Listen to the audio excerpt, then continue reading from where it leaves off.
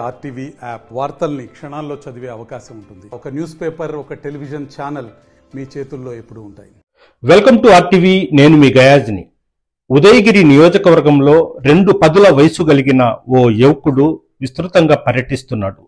అతను ఎవరు, ఎందుకు తిరుగుతున్నాడు అనేదే కదా మీ ప్రశ్న. అతను ఎవరో కాదు, ఉదయగిరి ఎమ్మెల్యే కాకళ్ళ సురేష్ కుమారుడే సంహిత్.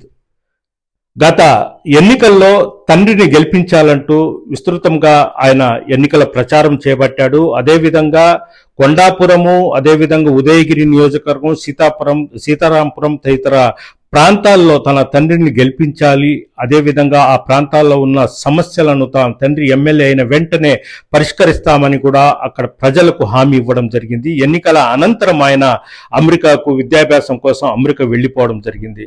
అయితే ఇప్పటికి ఎన్నికలు జరిగి 6 నెలలు గడుస్తుంది. అయితే ఇచ్చిన హామీలను అతను గాలికి వదిలేయలేదు. అయితే అక్కడ అమెరికాలో విద్యాభ్యాసం చేపడుతుండడం వల్ల అతనికి సెలవులు లేక అతను మళ్ళీ ఇండియాకు రాలేక ఇటీవల సంక్రాంతి పండుగ సెలవులకు ఇప్పుడు అమెరికా నుంచి నేరుగా అతను ఉదయగిరికి రావడము, గతంలో అతను ప్రజలకు ఏం హామీలు ఇచ్చాడో వెంటనే అవి పరిష్కరించాలంటూ కూడా తండ్రి అయిన ఎమ్మెల్యే కాకళ్ళ సురేష్ ఒక వినతి పత్రం కూడా అందజేయడం జరిగింది.